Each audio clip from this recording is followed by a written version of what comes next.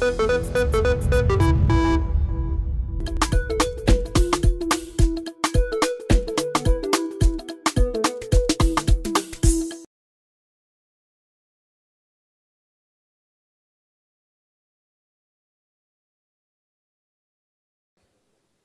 partie de notre rendez-vous est un peu ce que j'appelle le school.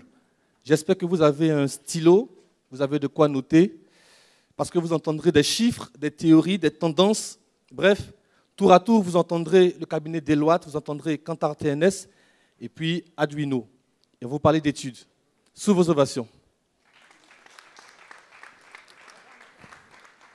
Bonjour Bamba. Tu veux un micro baladeur ou tu veux venir au... Tu veux venir ici?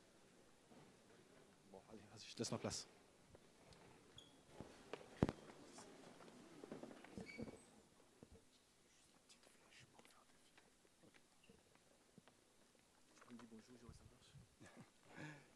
Bonjour.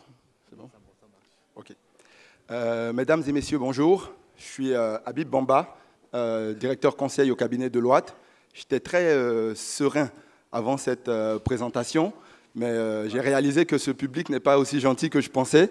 Donc, comme on dit ici, un vrai public d'attacheurs. Donc, soyez indulgents avec moi au moins, s'il vous plaît. Donc, écoutez, à quoi ça sert de parler de communication digitale si on ne parle pas un peu de digital dans son ensemble, si on ne commence pas à décrire d'abord c'est quoi le digital, que représente le digital en Afrique et quels sont les chiffres derrière du digital. Donc c'est ce que rapidement nous allons essayer de vous faire en introduction aujourd'hui. Donc on parle de communication digitale, on parle un peu de buzz. Quand on dit buzz, on va parler de 2.0, 3.0, 4.0, économie du partage, transformation digitale, blockchain, Internet des objets, big data, tous ces buzzwords-là qui nous entourent, et finalement on se demande qu'est-ce que ça veut dire tout ça.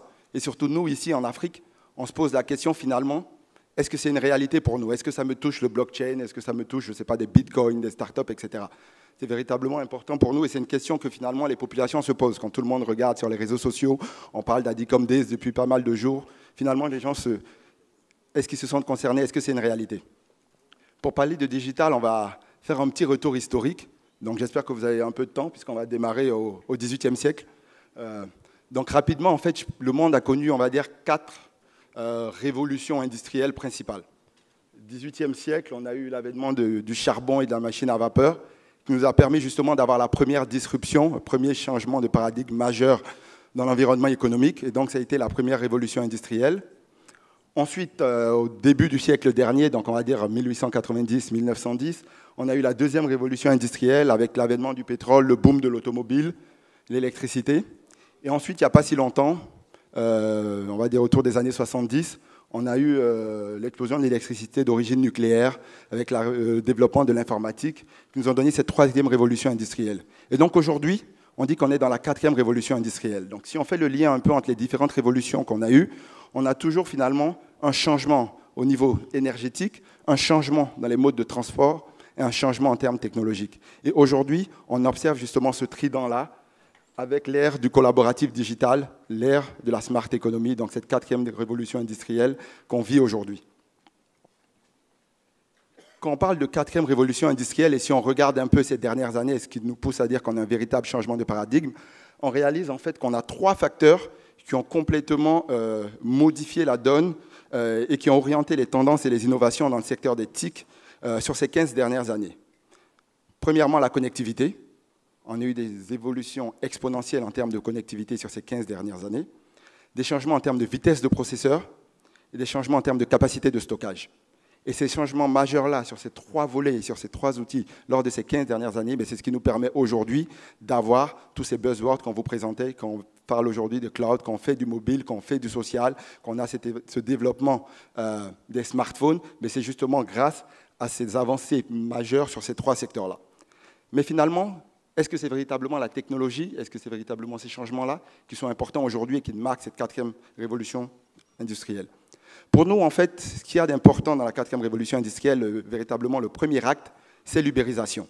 C'est le changement de donne, c'est le changement de paradigme. Aujourd'hui, la plus importante compagnie de taxi ne possède aucun véhicule. C'est Uber. Le média le plus populaire ne produit aucun contenu. C'est Facebook. le distributeur le plus important ne possède aucun stock. C'est Alibaba. Et derrière, on va avoir Amazon et d'autres encore. Et quatrièmement, le plus gros fournisseur de logements ne possède aucun bien immobilier, c'est Airbnb. On peut faire pareil pour le monde de la photographie avec Instagram, etc.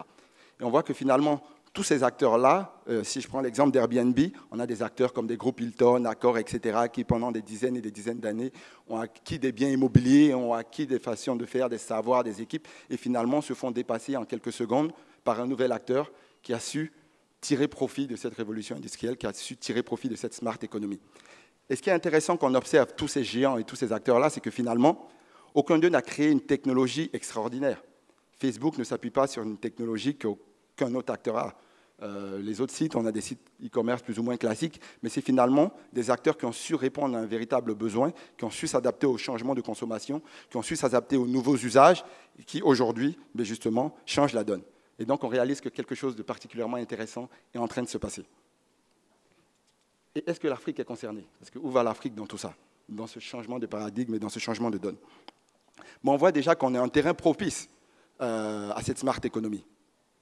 On a une population jeune, la plus importante population jeune au monde. On a des marchés habitués à des sauts technologiques. On a un environnement réglementaire encore peu rigide, encore en adaptation.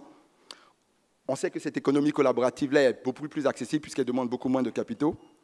Et donc finalement, et on a également une culture du partage. L'Afrique, c'est ça, on a des tontines, on a tout ce que vous voulez. Et donc finalement, on a un terrain propice. Mais derrière, on a des enjeux, on a des difficultés. J'étais à un atelier sur l'éthique la dernière fois, il y a quelqu'un qui a posé la question, il dit « Oui, mais bon, vous êtes là en train de parler de numérique, mais nous, on n'a même pas encore l'électricité. » Ça reste une réalité dans pas mal de milieux, l'energy gap qui est encore un enjeu à régler. On a également ce problème au niveau de l'écosystème d'entrepreneurship et d'innovation. Aujourd'hui, finalement, c'est les start-upers, etc., c'est des acteurs qu'on considérait, entre guillemets, comme des outsiders qui drivent cette innovation. Où est la recherche et développement chez nos gros acteurs, au niveau public, au niveau privé, au niveau des entreprises? Qu'est-ce qu'on fait exactement? Il y a encore pas mal de choses. Et puis derrière, dans les mécanismes de financement, on commence à avoir des balbutiements en termes de PPP, en termes de dire, voilà, de nouveaux fonds pour accompagner les startups, mais on a encore véritablement de gros enjeux. Mais je vous posais la question tout à l'heure, à quoi ça sert? Mais finalement, vous allez me dire à quoi ça sert de faire venir Deloitte si on ne nous donne pas des chiffres, si on ne nous présente pas des études. Et donc finalement, exactement.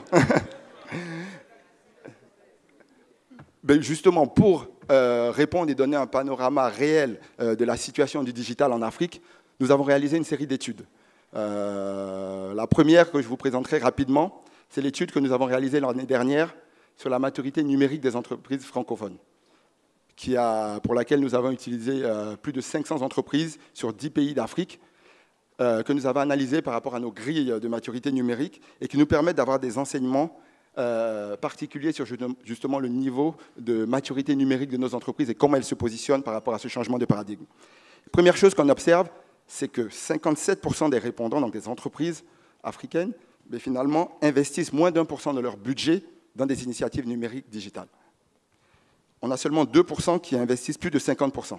Et ces 2%-là, c'est des acteurs des télécoms, etc. Donc on a encore ce gap énorme entre finalement des entreprises de télécoms. On en a certains ici qui se disent finalement le digital, c'est là où il faut aller et qui investissent complètement là-dedans.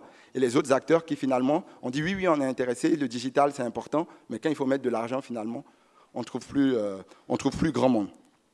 On voit également que, si je prends l'exemple des sites web, il reste très informationnel. 91% des entreprises ont un site web, mais qui fournit de l'information. On n'en a que 41% qui ont déjà des catalogues de prix et qui sont statiques. Et quand on commence à parler d'e-commerce, là, on n'a pas 20% d'entreprises qui vendent, qui profitent des services en ligne.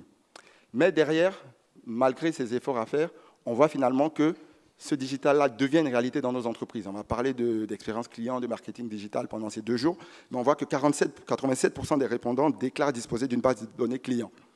Et 42% d'entre eux analysent les informations reçues de cette base de données clients. On a 70% des acteurs qui disposent justement de la capacité de tirer des enseignements d'outils décisionnels, d'outils de marketing. Donc on commence à voir cette prise de conscience-là des entreprises africaines sur la nécessité d'analyser leurs clients, de comprendre ces changements de paradigme, de changements d'usage pour offrir de nouveaux services. Et pour accompagner ces entreprises-là dans cet exercice, on a réalisé également une autre enquête, qui est l'enquête sur les usages numériques en Afrique francophone, dont justement on vient de compléter l'étude 2018. On a comme ça quelques petits enseignements, il y en a pas mal, mais il y en a quelques-uns peut-être qui ont retenu mon attention pour le cadre de ces ADICOM Days. Mais on voit que 70% des répondants, donc là on a des milliers de répondants sur l'Afrique francophone avec 8 pays qui ont participé à l'exercice, mais on voit que 70% de nos usagers déclarent passer au moins 1 heure par jour sur leur portable. On voit également que 46% des répondants sont prêts à s'abonnent à des médias en ligne. Et 30% des sondés, donc un tiers, sont même prêts à dépenser annuellement pour des médias en ligne. On voit également un chiffre qui nous a amusé pas mal, c'est que la moitié des répondants préféraient avoir du Wi-Fi dans l'avion à un siège plus confortable, par exemple. On a 36% qui préfèrent être mieux installés, alors que 50% on préfère Internet. Et pareil, quand on a fait un petit classement, on préfère avoir le Wi-Fi dans l'avion qu'avoir un repas ou qu'être mieux installé, etc. Ça veut dire que dans la pyramide de Maslow, là, finalement, le Wi-Fi devient plus important que manger, etc. Donc, on réalise finalement que les usages de nos populations ici, en Afrique, sont en train d'évoluer et qu'il faut justement que tous, dans notre manière de faire, on puisse s'adapter. Et finalement, quand on parle de smart economy, on réalise en fait qu'on parle de l'émergence de l'économie collaborative, qui va être marquée finalement, comme je disais, pas drivée par la technologie, mais qui va être marquée par de nouveaux modes d'usage. Et ces nouveaux modes d'usage-là qui vont finalement changer nos manières de faire. On avait des règles socio-économiques définies sur lesquelles toutes les entreprises s'appuyaient. Pas de distinction claire entre consommateurs et producteurs. Si on veut un produit plus personnalisé, ça coûte plus cher. Il me faut produire en masse pour réduire mes coûts. Il faut acheter un produit à vie pour un usage temporaire. Finalement, ça, c'était nos règles économiques sur lesquelles on s'appuyait. Et finalement, on voit qu'avec le numérique, tout ça n'existe plus. Je n'ai pas forcément, je peux faire de la personnalisation sans forcément que ça me coûte 3 fois plus cher, etc. Et donc, finalement, nos entreprises africaines, aujourd'hui, elles doivent s'adapter. Elles doivent adapter leur stratégie, elles doivent adapter leur modèle économique, elles doivent adapter leur communication, elles doivent adapter leur approche de la relation client. C'est tout l'enjeu des ADICOM Days qui nous réunissent aujourd'hui. Finalement, réunir tout cet écosystème-là du digital et pouvoir justement échanger sur comment on va s'adapter à ces nouveaux usages, comment on va répondre aux besoins de ces consommateurs. Et donc, j'espère qu'on aura des échanges fructueux et j'espère justement qu'à la fin, on pourra identifier des champions nationaux et quand on va revenir sur le retour sur investissement, mais au-delà des chiffres et des métriques, on pourra avoir des exemples concrets, palpables pour nos entreprises pour que tout le monde y aille. Je vous remercie.